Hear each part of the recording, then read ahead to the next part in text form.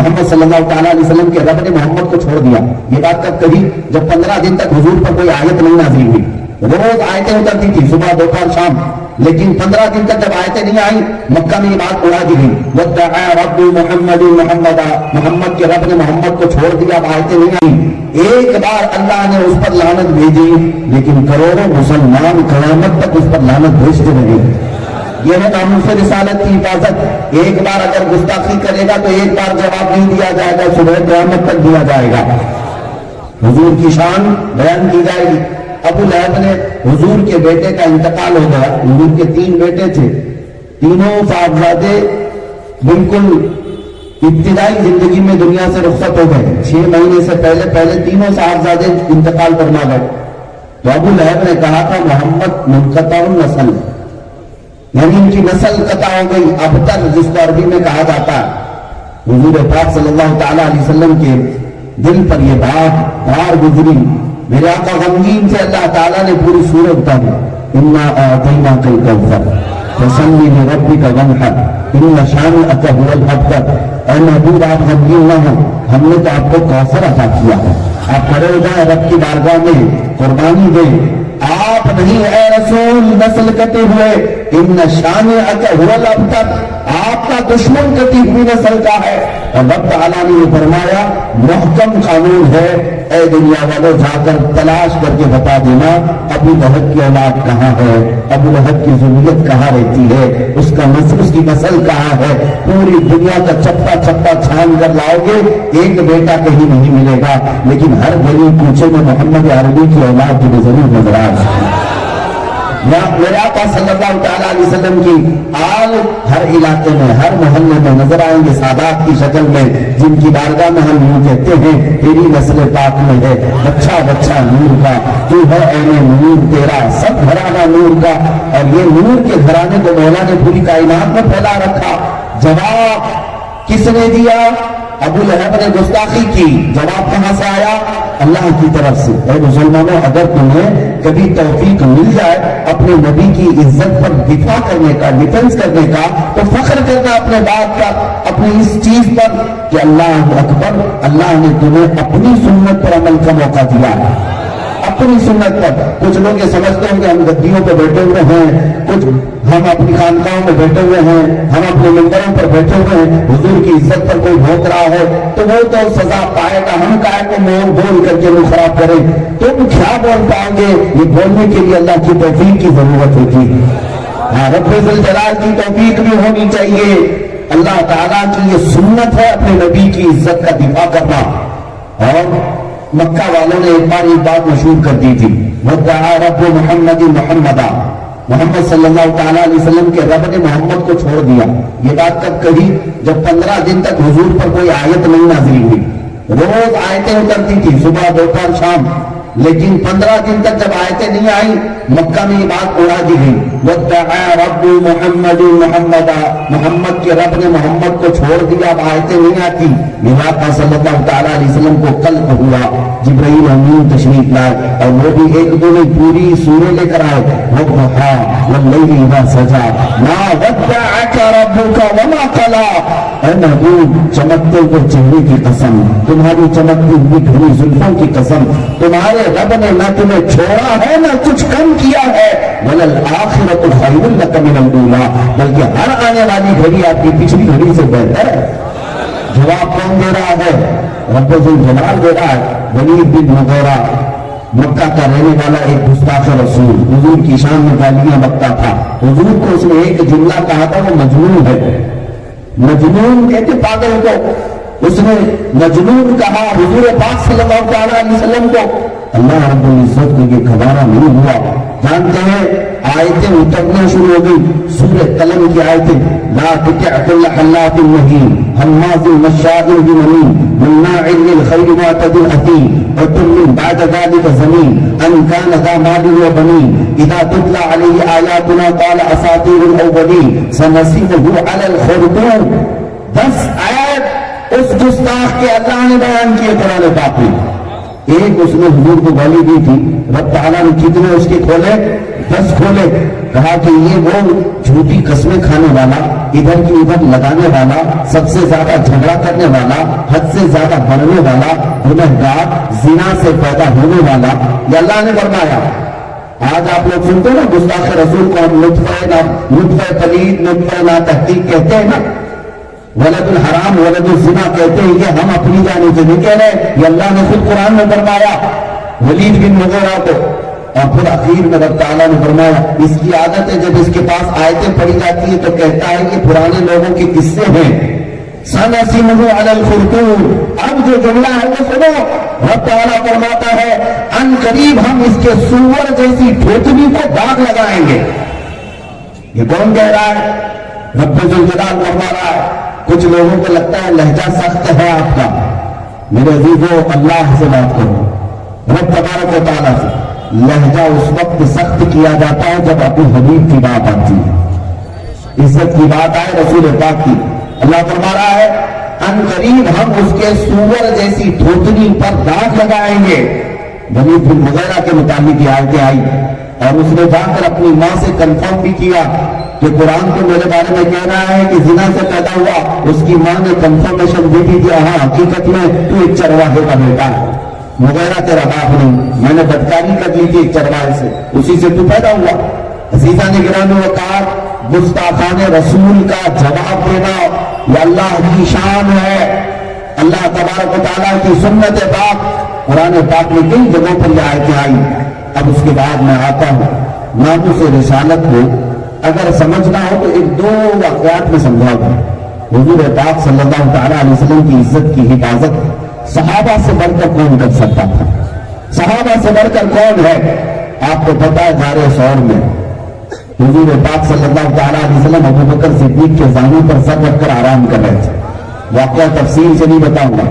سانپ ابو بکر صدیق کے پیر میں کاٹنے لگا، حضرت ابو بکر نے کیا کیا؟ سارے مسلمانوں کو معلوم ہے، حضرت ابو بکر خاموش رہے، سانپ کاٹتا رہا، آپ نے پیر ہلایا تک نہیں۔ کیوں؟ رسول پاک لہو خواب ہیں، آرام فرما ہے، اللہ کے نبی صلی اللہ علیہ وسلم کی نیند میں خلل نہ ہونے پائے۔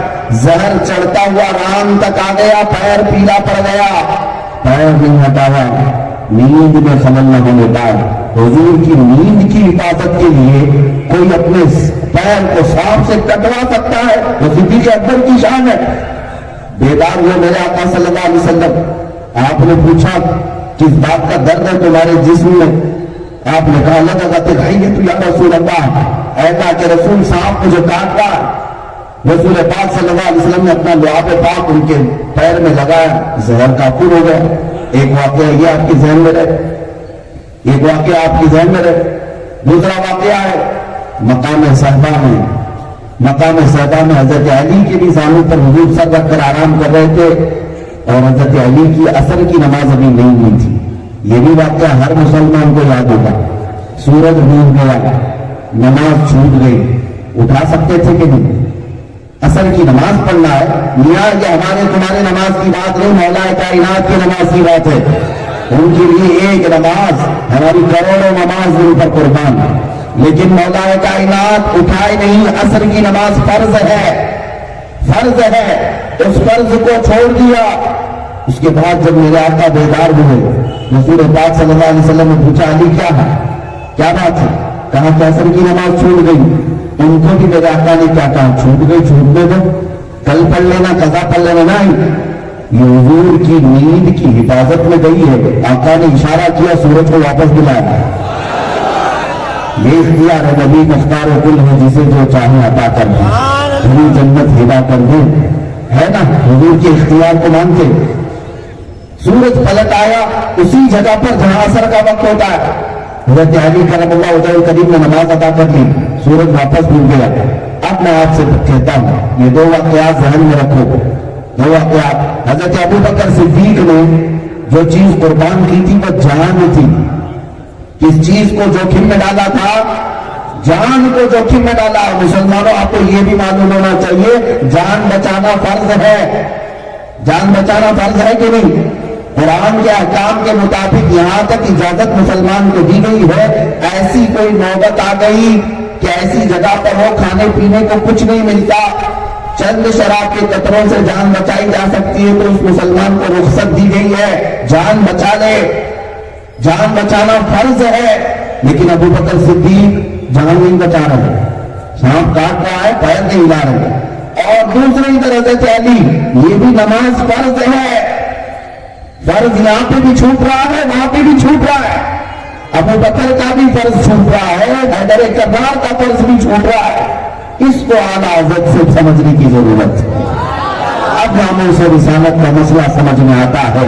اعلیٰ حضرت فرماتے ہیں صدیق نے بل کے غار میں جہاں ان پہ دے چکے، صدیق بل کے غار میں جہاں ان پہ دے چکے، یہ واقعہ ابھی میں نے بتایا ذہن ہے، اور حفظ جان کو جانے فروز غرل کی ہے۔ مولا علی نے واری تیری نیند پہ نماز، یا رسول اللہ مولا علی نے واری تیری نیند پہ نماز، وہ بھی نماز عصر جو سب سے اعلیٰ خطر کی ہے، تو نے انہیں جان انہیں پھیر دی نماز۔ اب حضور کی بارگاہ میں اعلیٰ حضرت کہہ رہے ہیں تو نے انہیں جان انہیں پھیر دی نماز، دونوں کو واپس کیا کہ نہیں؟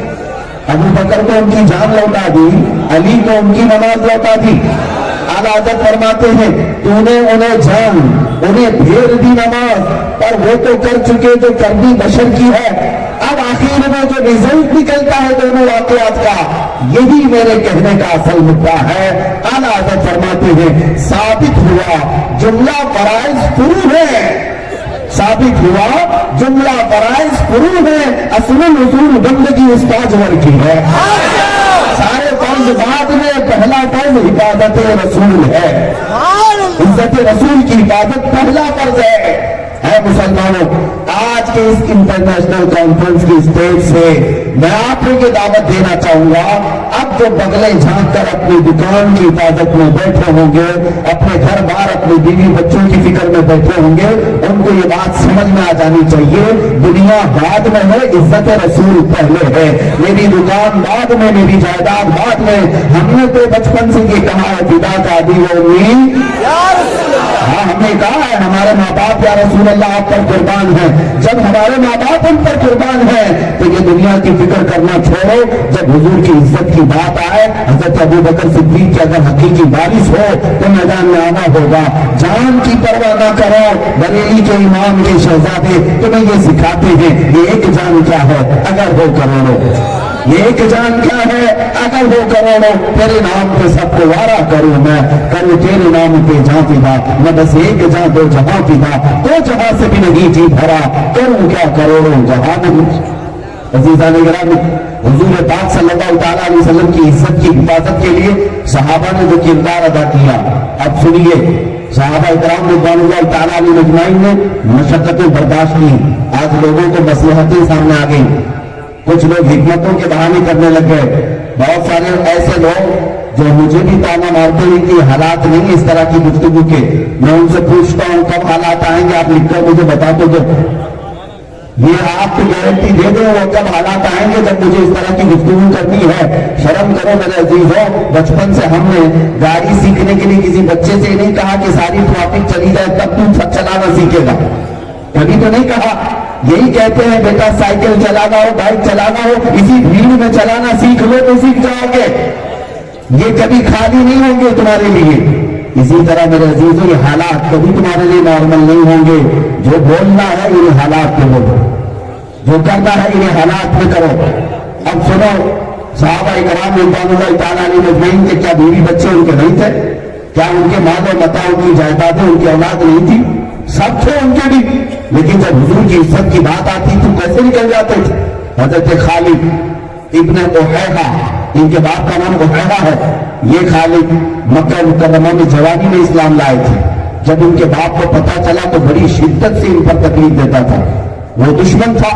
حضرت خالد کو پکڑ کر کے قید کیا، ایک بار 3 دن تک لوہے کے پنجرے میں ڈال کر کے دھوپ میں رکھا۔ حضرت خالد کو کچھ بھی نہیں لیتا تھا، یہاں تک کہ گردن سوکھ گئی تھی حضرت خالد کی۔ 3 دن کے بعد پانی پیتے تھے تو حلق میں کانٹے آ چکے تھے۔ اس کے بعد باپ نے نکالا پنجرے سے، کہا بیٹا تمہیں رحم کرنا ہوگا۔ آتے ہی خالد نے کہا میں محمد رسول اللہ کا غلام ہوں، تیرا بیٹا نہیں، میں حضور پاک کا غلام ہوں۔ اور یہاں تک کہ وہ اپنے باپ کی قید سے آزاد ہو کر کے نکلے، اس باپ نے غنڈے بھیج کر کے پھر پکڑوایا، پتھروں سے ماروایا، یہاں تک کہ ان کی ناک توڑ دیا بیٹے کی۔ حضرت خالد اخیر عمر تک رسول اللہ صلی اللہ علیہ وسلم کا دامن چھوڑنے کو تیار نہیں تھے۔ اے مسلمانوں، کیا بلال حبشی کو تم نے نہیں سنا؟ مکہ مکرمہ کی ان گلیوں میں اوباش لڑکوں کے ہاتھ میں پیر میں رسی باندھ کر کے ان کا آقا دے دیا کرتا تھا، وہ مکے کی گلیوں میں بلال حبشی کو کھینچتے تھے اور انگاروں پر سلاتے تھے، تختہ سل کا سینے پر رکھ کر کے مزے لیا کرتے تھے، تالیاں بجایا کرتے تھے اور کہتے تھے بلال تو یہ ساری مصیبتوں سے چھٹکارا لے لے گا، ایک بار تیرے آقا کے خدا کو تو مان لے۔ بلال حبشی کہتے تھے میرا خدا وہی ہے جو مجھے کھلاتا پلاتا ہے، اور جو تم کہتے ہو وہ بھی میرا خدا دیکھ رہا ہے، وہ احد ہے احد ہے احد ہے، وہ ایک ہے ایک ہے ایک ہے۔ یہی حضرت بلال حبشی کے نعرے ہوا کرتے تھے، اور ان کو کیا کیا تکلیفیں دی گئی جانتے ہیں؟ پیٹھ پر سے ان کی ریڑھ کی ہڈی نظر آتی تھی، گوشت گل چکا تھا، لیکن ناموس رسالت پر کوئی سمجھوتا نہیں کیا۔ آپ کو پتا ہے مکہ مکرمہ کی سب سے پہلی شہیدہ سیدہ سمیہ، اللہ اکبر، ان کو ابو جہل نے گرفتار کر کے گھوڑے کے پاؤں میں بندھوایا تھا، ان کے دونوں ہاتھ آگے کے پیروں میں، دونوں پیر پیچھے کے پیروں میں بندھوا کر گھوڑے کو دوڑایا تھا۔ گھوڑا جب دوڑتا تھا تو ان کی ہڈیاں سرکتی تھی، اور جب وہ قریب آئیں تو ان کے شرمگاہ پر نیزہ مار کر انہیں شہید کیا گیا۔ سیدہ سمیہ اسلام کی پہلی شہیدہ ہے، کس بات پر شہید ہوئی تھی؟ صرف ناموس رسالت پر، حضور کی عزت پر، کہ اللہ کے نبی صلی اللہ علیہ وسلم کا دامن چھوٹنے نہ پائے۔ خباب ابن الارت کو کفار و مشرکین نے کیا کیا سزائیں نہیں دی؟ آپ کو پتا ہے حضور پاک صلی اللہ تعالیٰ علیہ وسلم کے چہیتے صحابی خبیب ابن عدی یہ سفر میں آئے تھے اور مکہ والوں نے ان کو گرفتار کیا، ان کے سارے ساتھیوں کو مار ڈالا۔ حضرت خبیب کو 7 دن تک قید کر کے ان کے جسم پر گرم لوہے کی سلاخیں چٹکے کے طور پر لگائی جاتی تھی۔ حضرت خبیب کو پھر آخر میں کفار مکہ نے نکال کر کے ایک چوراہے پر چڑھایا اور سولی پر چڑھا کر ان کی ناک کاٹی، ان کے ہونٹ کاٹے، ان کی کان کاٹے، ان کے ناخنوں کو پتھر سے کھینچا، گرم سلائیوں کو آنکھوں پہ لگایا، آنکھوں میں داخل کیا۔ میرے عزیزوں، اس کے بعد مکہ کے کفار کہتے تھے خبیب کیا ہی اچھا ہوتا، اس پھانسی کی سولی پر تیری بجائے محمد ہوتے تو آرام کر رہا ہوتا۔ جسم سارا کٹ جانے کے بعد خبیب ابن عدی کہتے تھے اے ظالموں، تم کہتے ہو اس جگہ پر محمد عربی ہوتے، سنو قسم رب ذوالجلال کی، میرے جسم کے اور 1000 ٹکڑے ہو جائے میں برداشت کر لوں گا، لیکن محمد عربی کے تلووں میں کانٹا چبھے یہ بھی مجھے گوارا نہیں ہوگا۔ یہ کون کہتا تھا؟ خبیب ابن عدی۔ یہ وہ صحابہ ہیں جنہوں نے ناموس رسالت پر اپنی پوری قربانیاں دی ہیں۔ لوگ آج بولنا بھی مشقت سمجھ رہے ہیں، بولیں گے تو پتہ نہیں کس سے مقابلہ ہو جائے گا، بات کریں گے تو پتہ نہیں کس سے ٹکر لینی پڑ جائے گی۔ وہ صحابہ ہیں طاغوتی طاقتوں سے ٹکر لیتے اور اپنے آپ پر اتنی مشقتیں اٹھائے کہ تاریخ میں ایسی مثالیں نہیں ملتی۔ جنگ احد کا ایک واقعہ میں آپ کے سامنے رکھتا ہوں۔ 2 صحابہ ہیں، ایک حضرت سعد بن ابی وقاص، دوسرے عبداللہ بن جہش۔ رات کو دونوں بیٹھ کر کے دعا کیا کر رہے ہیں؟ سنو، کرکٹ کھیلنے کا گراؤنڈ نہیں ہے، جنگ کے میدان کی بات کر رہا ہوں۔ کل صبح جنگ ہونی ہے میدان احد میں، یہ 2 صحابہ رات میں بیٹھ کر دعا کر رہے ہیں۔ دونوں بہت قریبی دوست تھے، حضرت سعد بن ابی وقاص اور عبداللہ بن جہش۔ دونوں کہتے بھائی میں دعا کروں گا تو امین کہہ، تو دعا کرے گا میں امین کہوں گا۔ حضرت سعد نے ہاتھ اٹھایا پہلے اور دعا کی، اے اللہ کل جب جنگ شروع ہو جائے میرا مقابلہ ایک ایسے بڑے پہلوان سے ہو کہ جو گستاخ ہو اور تیری بارگاہ کا گستاخ ہو، میں اسے دائیں سے ماروں بائیں سے ماروں، سامنے سے پیچھے سے، اور اس کے فولاد جیسے سر کو کاٹ کر رکھ دوں، صرف تیری کلمہ حق کے اعلیٰ کے لیے اور تیرے حبیب کی عزت کی وفاداری کے لیے آمین کہتے رہے دوست۔ حضرت سعد نے یہ دعا مانگی کہ کل ایک بڑے پہلوان سے میری ٹکر ہو جائے، بڑے پہلوان سے۔ لوگ تو یہ سوچتے ہیں کہ چھوٹے موٹوں سے ہمارا معاملہ ختم ہو جائے، بڑے لوگوں کے سامنے جانا نہ پڑے۔ وہ رسول پاک کے دیوانے تھے، چاہ کر کے مانگتے تھے کہ کوئی ایسا دشمن سامنے آئے، ایسا دشمن سامنے آئے جسے طاقت کا غرور ہو، اور پھر ہم ٹکرا کر بتائیں گے محمد عربی کے غلام کون ہوتے۔ یہ دعا کر رہے تھے۔ دوسرے صاحب حضرت عبداللہ بن جہش، وہ ہاتھ اٹھاتے کہتے میں دعا کرتا ہوں تو آمین کہہ۔ ان کی دعا کچھ اور ہی تھی، کہتے ہیں اللہ कल जब जंग का मैदान हो, मैं लड़ते लड़ते कुफार और मुशरिकीन दुश्मनों के मर्जों में दाखिल हो जाऊं, उनकी जमात में, उनकी सफा में घुस जाऊं, और मुझे कोई दाएं से मारे, कोई बाएं से मारे, सामने से मारे, पीछे से मारे, मेरे जिस्म के टुकड़े टुकड़े कर दे, मेरी गर्दन को अलग कर दे, मेरे जिस्म को अलग कर दे, और फिर जब सब टुकड़े मैदान में बिखर जाए और तू मौला मुझे पूछेगा, ऐ अब्दुल्ला इतने तेरे टुकड़े क्यों किए गए, तो मैं खुशी से तेरी बारगाह में जवाब दूं, ये सब तेरे हबीब की वफादारी में किए गए। ये दुआ कर रहा है। हजरत साहब ने कहा आमीन, तेरी भी दुआ कबूल हो, इनकी भी दुआ। उहद का मैदान जब शुरू हुआ, दोनों सहाबा ने जो रात में दुआ की थी, सहाबा बयान करते हैं हकीकत में वैसा ही हुआ। हजरत साद इब्न अबी वक्कास के मुताबिक में बड़ा सख्त पहलवान आया और उससे वो लड़ते रहे कई घंटों तक। उसके बाद फिर उसके सर को उड़ा दिया, हर जगह से उसे जख्मी करके मार दिया। हजरत साद इब्न अबी वक्कास ने कहा, कल मैंने जो दुआ की थी अल्लाह ने कबूल कर ली। मेरे भाई ने आमीन कहा था, मौला ने वो भी सुन ली। जंग खत्म हुई, शाम के वक्त हजरत साद कहते मैं अपने भाई को ढूंढने पर निकला, तो फिर मैदान में आया तो देखा अब्दुल्ला बिन जहश का एक टुकड़ा इधर गिरा है, एक टुकड़ा उधर गिरा है, हाथ अलग कर दिए गए हैं, पैर अलग कर दिए गए हैं, उनके जिस्म के छोटे छोटे टुकड़े करके कुफार मुशरिकीन हार बनाकर रस्सी में पिरोकर अपने गले में पहने हुए हैं। हजरत अब्दुल्ला बिन जहश के कई टुकड़े थे, जिस्म का गोश्त हिल रहा था, तरोताजा गोश्त। हजरत साद इब्न अबी वक्कास जो बचपन के साथी थे, बारगाह इलाही में कहने लगे, ऐ अल्लाह मेरी भी दुआ तूने सुन लिया, अब्दुल्ला की भी दुआ सुन लिया, लेकिन बात इतनी है कि मेरे भाई अब्दुल्ला की दुआ मेरे से कई दर्जे अच्छी थी कि वो मुस्तफा के नाम पर कुर्बान हो गया, खुशी खुशी दुनिया से चला गया। मैं ये बात इसलिए अर्ज कर रहा हूँ मुसलमानों, लोगों को आज हीले बहाने करने के लिए पता नहीं क्या क्या तरकीबें आती हैं, ज़हन और दिमाग में कौन कौन से हीले बहाने आते हैं। नामों से रिसालत की बात की जाए, तुम्हें धंधा याद आएगा, तुम्हारे ये रिश्ते याद आएंगे, तुम्हारी दुकान याद आएगी, तुम्हारे अपने बाल बच्चे याद आएंगे, बीवियां हाथ पकड़ लेंगी, कौन इन्हें बच्चों को पालेगा, तुम अगर जाओगे घर का कौन देखभाल करेगा। अज़ीज़ान गिरामी, कल बरोज़े क़यामत उसी अब्दुल्ला बिन जहश के सामने तुम्हें भी खड़ा होना है, उसी बिलाल हबशी के सामने तुम्हें भी खड़ा होना है, उन सहाबा के सामने हमें खड़ा होना है।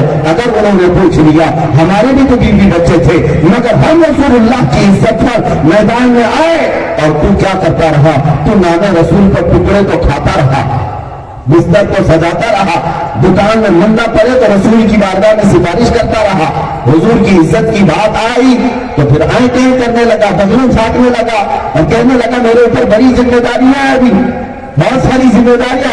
ऐ नौजवानों बताओ, हुजूर की इज्जत से बढ़कर और कौन सी जिम्मेदारी तुम्हें दी गई है? तुमको जो इज्जत मिली है, तुम्हें खैर उम्मत जो कहा गया, वो तुम्हारी अपनी ताकत की वजह से नहीं, रसूलुल्लाह की गुलामी की वजह से कहा गया। तुम्हारी ये टोपियां, तुम्हारी ये दाढ़ियां, तुम्हारी ये सारी इज्जतें किस नाम पर है? रसूलुल्लाह के नाम पर है। और ये सहाबा जानते थे, तुम्हें पता है आज हल्की कुर्बानियों से भी लोग हिचकिचाने लग गए। मदीने की उस खातून को हजारों सलाम जो 1.5 साल का बच्चा लेकर हुजूर की बारगाह में आ गई, कहा इसे भी मैदान जिहाद में ले जा। सहाबा ने पूछा इसका क्या किया जाएगा? खातून कहती मुझे पता ये लड़ तो नहीं पाएगा, लेकिन किसी मुजाहिद के हाथ में दे तो दुश्मनों की तलवारों को ढाल तो बन जाएगा, तीरों के लिए ढाल तो बन जाएगा। मां की कुर्बानी पर हजारों सलाम। 1.5 साल का दूध पीता बच्चा लेकर बारगाह मुस्तफा में आ सकती है। आपको पता है उहद की जंग खत्म होने के बाद एक खातून मदीने से दौड़ी दौड़ी उहद के मैदान की तरफ जा रही थी। मैदान उहद से आने वाले जो सहाबा थे मुजाहिदीन, उन्होंने पहचान लिया खातून कौन है। इस खातून के 4 रिश्तेदार जंग में शरीक थे। उस खातून से कहा तुझे पता है तेरे शोहर शहीद हो गए, इन्ना लिल्लाहि व इन्ना इलैहि राजिऊन, पर आगे बढ़ गई। कहा थोड़ी देर के बाद किसी ने कहा तुम्हारे बाप भी शहीद हो गए, इन्ना लिल्लाहि, पर आगे बढ़ गई। फिर किसी ने कहा तुम्हारा बेटा और तुम्हारा भाई भी शहीद हो गए।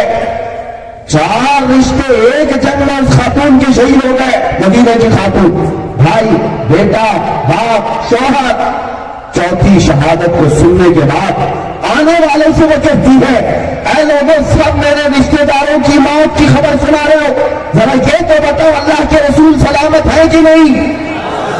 मुझे पहले ये बताओ हुजूर बात सलामत है या नहीं? आने वाले सहाबा ने कहा ہاں بیٹی جان اے خاتون، اللہ کے نبی سلامت ہے، اللہ کے رسول صحت مند ہیں، تندرست ہیں، انہیں کچھ نہیں ہوا۔ یہ خاتون سنتے ہی اپنے آنچل کو سامنے کرتی ہے، بارگاہ الہی میں روتے ہوئے شکر ادا کرتی ہے، میرا گھر لٹ گیا لٹ جانے دو، میرا چاند سلامت ہے تو ساری کائنات سلامت ہے۔ اگر رسول پاک سلامت ہے تو پھر ساری کائنات سلامت ہے۔ ان خواتین نے ہمیں یہ جذبہ دیا تھا، اگر زندگی میں کوئی چیز ہے تو رسول اللہ کی عزت ہے۔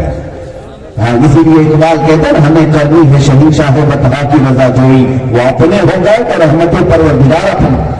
اگر حضور اپنے ہو گئے تو اللہ کی رحمت اپنی ہے۔ تم دکان کی بات سوچتے ہو، تم کاروبار کی بات سوچتے ہو، باہر نکلو گا تو کیا ہو جائے گا، تمہیں ابھی خبر ہی نہیں، تم ہلکی ہلکی چیزوں کے پیچھے پڑے ہو، بلکہ وعدہ تو اتنا بڑا ہے کہ محمد سے وفا تونے تو ہم تیرے ہیں۔ اللہ تعالیٰ کی طرف سے وعدہ ہے کہ محمد سے وفا تونے تو ہم تیرے ہیں۔ دکان، جائیداد، تخت، دولت، اقتدار، کرسی، یہ کیا، یہ جہاں چیز ہے کیا، لوح و قلم تیرے ہیں۔ بس شرط ہے رسول اللہ سے وفا کرو، حضور پاک صلی اللہ تعالیٰ علیہ وسلم سے وفا کرے۔ اب میں وہ چیزیں بھی آپ کے سامنے رکھتا ہوں حضور کے لیے انہوں نے کیا کیا چھوڑا ہے صحابہ نے۔ ایک صحابی حضرت سعد، کالی شکل تھی، آئے بارگاہ مصطفیٰ میں کہا یا رسول اللہ کوئی مجھے بیٹی نہیں دیتا، آپ فرمائیں میں کیا کروں، شادی کا وقت آ گیا ہے۔ حضور پاک صلی اللہ علیہ وسلم نے ایک رکھا لکھوایا اور اپنے ایک انصار صحابی کے گھر بھیجا۔ اس صحابی کے گھر میں ایک حسین و جمیل بیٹی تھی، یہ حضرت سعد جو کالے تھے گئے حضور کا پیغام لے کر اس صحابی کے پاس کہا کہ آپ کی بیٹی کے پاس میں پیغام نکال آیا ہوں۔ انہوں نے دیکھا شکل ہے صورت، یہ کیسا نوجوان ہے، کالا اور میری بیٹی بڑی خوبصورت۔ انہوں نے کہا کیا یہ شادی ہو سکتی ہے؟ وہ نئے نئے اسلام میں آئے تھے، وہ درست لہجہ تھا، انہوں نے کہا واپس کر دیا، جاؤ تم واپس جاؤ، میں کچھ بات کر لوں گا۔ وہ حضرت سعد واپس مدینے حضور کے پاس آئے، بیٹی اندر سے سن کر کے باپ کے پاس آتی ہے، ابا جان جو رشتہ لے کر کے آیا تھا وہ کہاں سے آیا تھا؟ کہا رسول اللہ کے پاس۔ کہا آپ نے کیا کہا؟ کہا میں نے بھیج دیا واپس، وہ نہایت کالا ہے، تو نہایت حسین ہے۔ اس خاتون نے کہا ابا جان آپ نے اس کے کالے پن کو دیکھا ہی نہیں، دیکھا کہ کس نے بھیجا، کون بھیجا؟ رسول اللہ نے بھیجا۔ انہیں احساس ہوا، وہ اپنی بیٹی کی بات پر دوڑے دوڑے واپس مسجد نبوی تشریف لائے۔ مسجد نبوی آ کر حضور صلی اللہ علیہ وسلم کے پاس حضرت سعد ابھی اپنا واقعہ سنا ہی رہے تھے کہ وہ باپ بیٹی کے آ گئے۔ کہا کہ یا رسول اللہ مجھ سے غلطی ہو گئی، میں نے انہیں واپس کر دیا تھا لیکن اب اپنی بیٹی کو دینے کے لیے تیار۔ میرے آقا صلی اللہ علیہ وسلم میں جلد بات عرض کر رہا ہوں کہ حضرت سعد کو کچھ پیسے دیے کہ جاؤ شادی کا سامان خرید لاؤ۔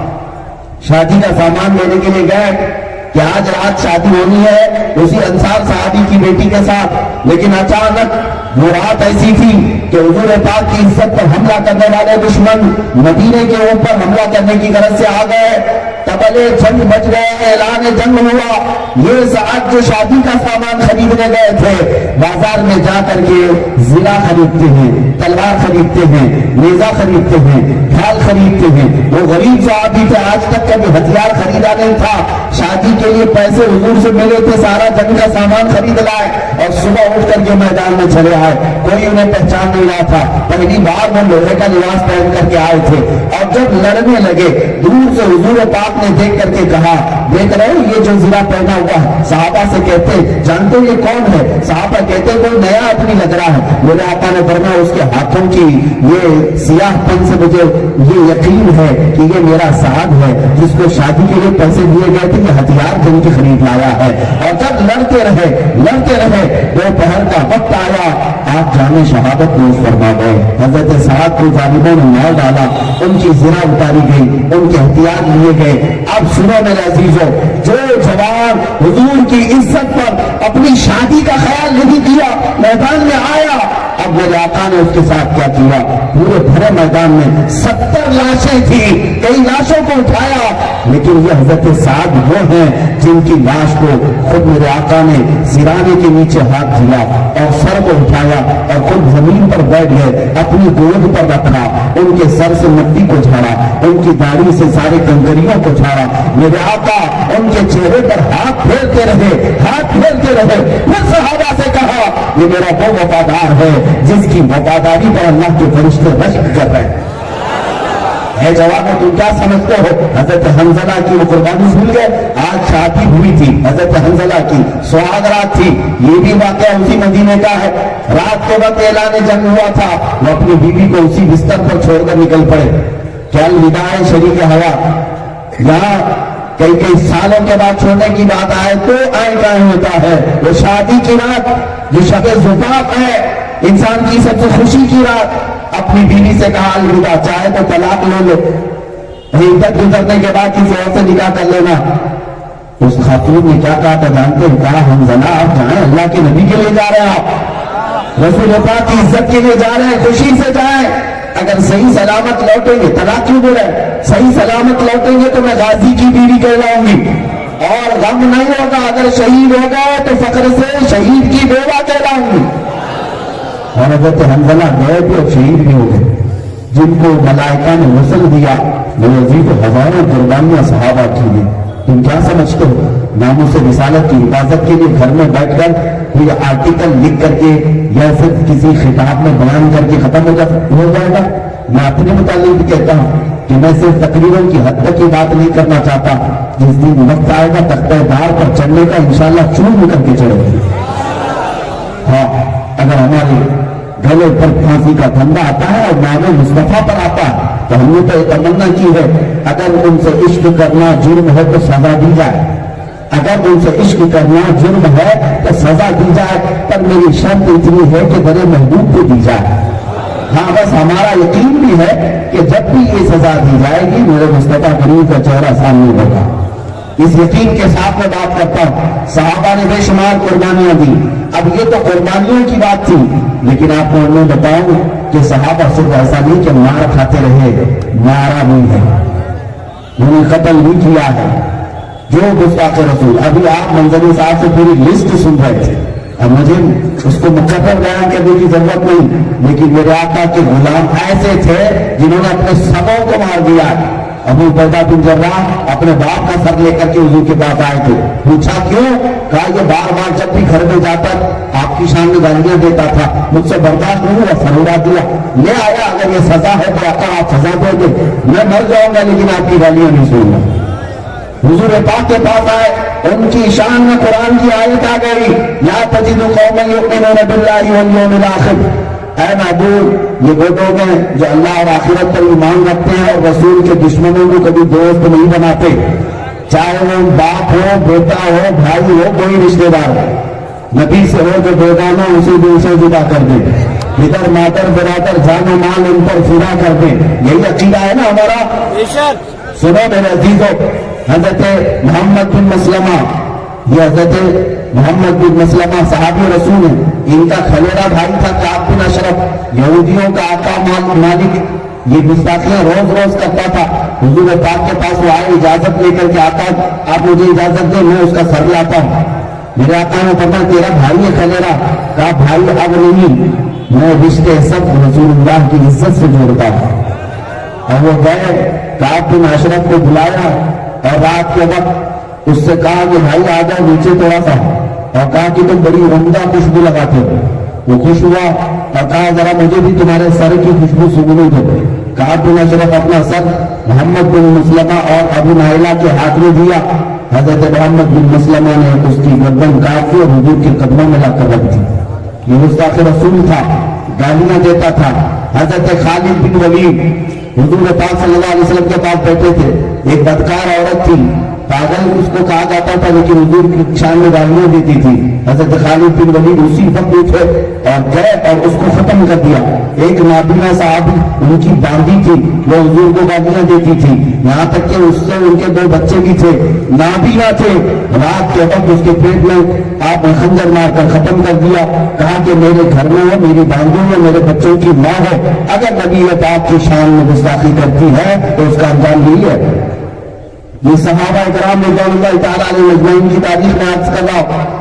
میرے عزیزوں، ناموس رسالت کی حفاظت کے لیے 2 چیزیں ہیں۔ وہ کیا ہے؟ ایک شعر کے ذریعے سے میں بتاتا ہوں۔ ہم باطل سے ٹکرائیں گے ناموس رسالت کی خاطر، ہے हम बातिल से टकराएंगे नामों से रिसालत की खातिर, मारेंगे या मर जाएंगे नामों से रिसालत की खातिर। दोनों चीजें होंगी, मारेंगे या मर जाएंगे। हम गैरतमंद मुसलमान हैं, कह दो बेगैरत लोगों से, हर शातिम को तड़पाएंगे नामों से रिसालत की खातिर, हर दस गुस्ताख को तड़पाएंगे नामों से रिसालत की खातिर। अब सुनो मेरे अजीजों, सहाबा की दोनों बातें मैं आपके सामने रख दिया, एक उनकी कुर्बानियां और एक उनका जज्बा जिहाद। हजरत मुआज और मुअव्विज़ रज़ियल्लाहु तआला अन्हुमा 13 साल और 15 साल की उम्र है, दो बच्चे मैदान बद्र में आए और किसको खत्म किया? काफिरों के सरदार अबू जहल को खत्म किया था। और दुनिया को ये बताया था, औरों ने अगर काफिरों को मारा तो उन बच्चों ने कुफ्र को मारा था, कुफ्र को मारा था। किस बात पर? मैदान बद्र में ये इस बात पर आए थे। ये तो हजरत अब्दुर्रहमान बिन औफ से पूछ रहे थे दोनों बच्चे, चचा अबू जहल किसका नाम है? हजरत अब्दुर्रहमान ने पूछा कि तुम क्यों उसको ढूंढ रहे हो? ये दोनों बच्चों ने कहा, सुना है हमारे आका को गालियां देता। बच्चों में क्या जज्बा था, क्या जज्बा था। हजरत अब्दुर्रहमान ने सिर्फ इशारा करके बताया था, वो तो जो घोड़े पे बैठ के जा रहा है, ये दोनों चील की तरह झपट कर गए। एक ने घोड़े की टांगों को मारा, दूसरे ने गिराकर सीने पे बैठकर उसकी गर्दन को अलग किया। जब दोनों शहजादा काट रहा था, अबू जहल की जुबान से बात आ रही थी, मुझे मरने का डर नहीं, मैं अरब हूँ। वो अबू जहल कहता, मुझे मरने का डर नहीं, मैं अरब हूँ, लेकिन शर्मिंदगी इस बात पर है कि किसान के छोटे बच्चे मुझे मार रहे। काश मेरे मुकाबले में कोई पहलवान आता। वो उसका वजूद बोल रहा था। और इंशाअल्लाह इस जमाने के अबू जहल भी यही बात करेंगे इंशाअल्लाह। हम ये मच्छर मारेंगे, ये चोटियां मारेंगे, इनको बहुत छोटी ताकतों से मौला इलाज फरमाएगा। लोग ये कहते हैं इनके लिए ताकत जमा करने की जरूरत है। बाद लोग जज्बात में आकर के इन खबीस पाखंडियों के सरों पर बड़े बड़े करोड़ों के इनाम रखते हैं। और देखा होगा आपने, वो मंदिर में गुफे में बैठकर पाखंडी कहता है मेरे सर पर 100 करोड़ का इनाम। झूठे बदमाश, तेरे सर की कीमत तो एक फूटी कोड़ी की भी नहीं है, फूटी कोड़ी की